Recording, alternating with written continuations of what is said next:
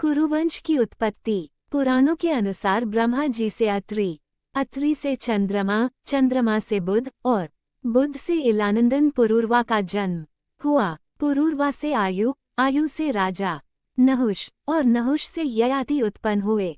ययाति से पुरु हुए। पुरु के वंश में भरत और भरत के कुल में राजा कुरु हुए। कुरु के वंश में शांतनु का जन्म हुआ। शांतनु से गंगानंदन भीष्म उत्पन्न हुए। उनके दो छोटे भाई और थे चित्रांगद और विचित्रवीर्य। ये शांतनु से सत्यवती के गर्भ से उत्पन्न हुए थे। शांतनु के स्वर्गलोक चले जाने पर भीष्म ने अविवाहित रहकर अपने भाई विचित्रवीर्य के राज्य का पालन किया।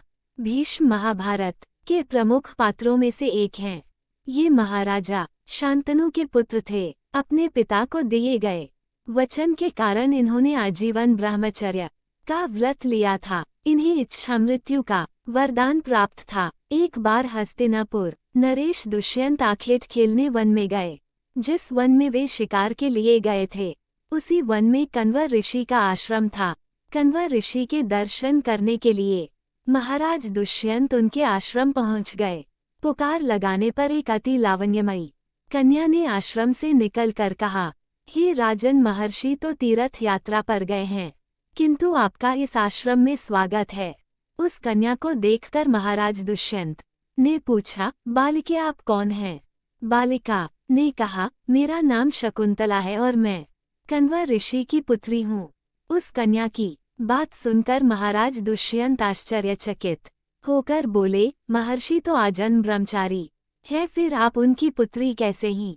उनके इस प्रश्न के उत्तर में शकुंतला ने कहा, वास्तव में मेरे माता पिता मेनका और विश्वामित्र हैं। मेरी माता ने मेरे जन्म होते ही मुझे वन में छोड़ दिया था, जहाँ पर शकुंत नामक पक्षी ने मेरी रक्षा की, इसीलिए मेरा नाम शकुंतला पड़ा।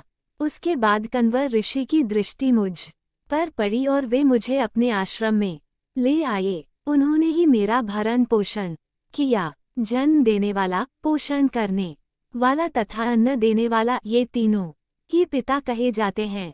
इस प्रकार कण्व ऋषि मेरे पिता हुए। शकुंतला के वचनों को सुनकर महाराज दुष्यंत ने कहा, शकुंतले, तुम क्षत्रिय कन्या हो। यदि तुम्हें किसी प्रकार की आपत्ति न हो तो मैं तुमसे विवाह करना चाहता हूँ।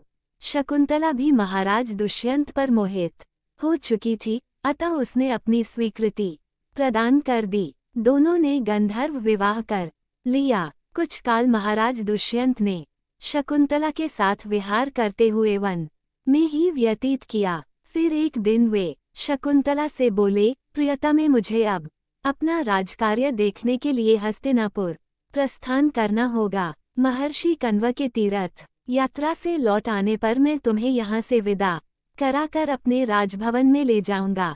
इतना कहकर महाराज ने शकुंतला को अपने प्रेम के प्रतीक के रूप में अपनी स्वर्ण मुद्रिका दी और हस्तिनापुर चले गए।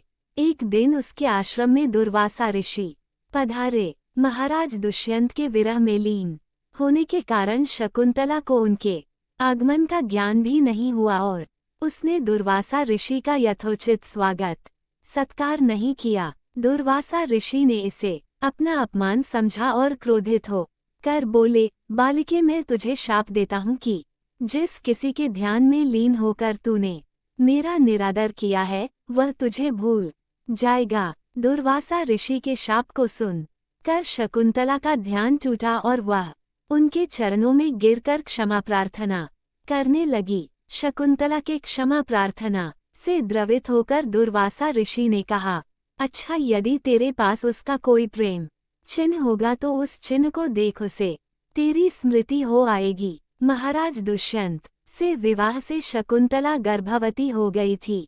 कुछ काल पश्चात कण्व ऋषि तीर्थ यात्रा से लौटे तब शकुंतला ने उन्हें महाराज दुष्यंत के साथ अपने गंधर्व विवाह के विषय में बताया। इस पर महर्षि कण्व ने कहा, पुत्री, विवाहित कन्या का पिता के घर में रहना उचित नहीं है।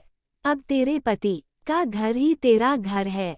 इतना कहकर महर्षि ने शकुंतला को अपने शिष्यों के साथ हस्तिनापुर भिजवा दिया। मार्ग में एक सरोवर में आचमन करते समय महाराज दुष्यंत की दी हुई शकुंतला की अंगूठी, जो कि प्रेम चिन्ह थी, सरोवर में ही गिर गई। उस अंगूठी को एक मछली निगल गई। महाराज दुष्यंत के पास पहुंचकर कण्व ऋषि के शिष्यों ने शकुंतला को उनके सामने खड़ी करके कहा, महाराज, शकुंतला आपकी पत्नी है, आप इसे स्वीकार करें। महाराज तो दुर्वासा ऋषि के शाप के कारण शकुंतला को विस्मृत कर चुके थे, अतः उन्होंने शकुंतला को स्वीकार नहीं किया और उस पर उल्टा होने का लांछन लगाने लगे।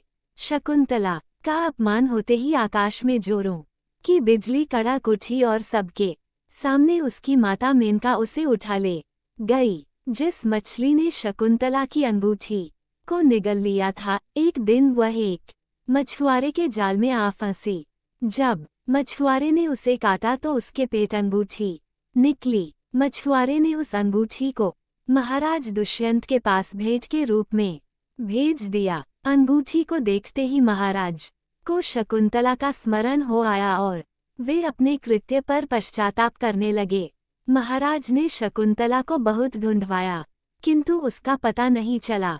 कुछ दिनों के बाद देवराज इंद्र के निमंत्रण पाकर देवासुर संग्राम में उनकी सहायता करने के लिए महाराज दुष्यंत इंद्र की नगरी अमरावती गए। संग्राम में विजय प्राप्त करने के पश्चात जब वे आकाश मार्ग से हस्तिनापुर लौट रहे थे तो मार्ग में उन्हें कश्यप ऋषि का आश्रम दृष्टिगत हुआ।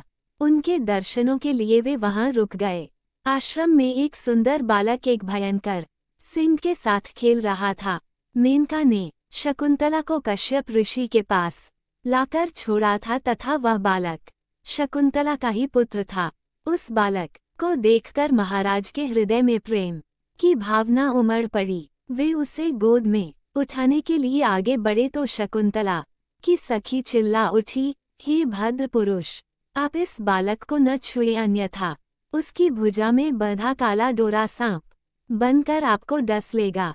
ये सुन कर भी दुष्यंत स्वयं को न रोक सके और बालक को अपने गोद में उठा लिया। अब सखी ने आश्चर्य से देखा कि बालक के भुजा में बंधा काला गंडा पृथ्वी पर गिर गया है। सखी को ज्ञात था कि बालक को जब कभी भी उसका पिता अपने गोद में लेगा वह काला डोरा पृथ्वी पर गिर जाएगा।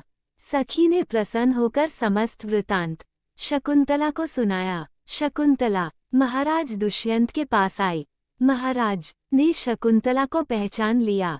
उन्होंने अपने कृत्य के लिए शकुंतला से क्षमा प्रार्थना किया और कश्यप ऋषि की आज्ञा लेकर उसे अपने पुत्र सहित अपने साथ हस्तिनापुर ले आए। महाराज दुष्यंत और शकुंतला के उस पुत्र का नाम भरत था। बाद में वे भरत महान प्रतापी सम्राट बने और उन्हीं के नाम पर हमारे देश का नाम भारतवर्ष हुआ।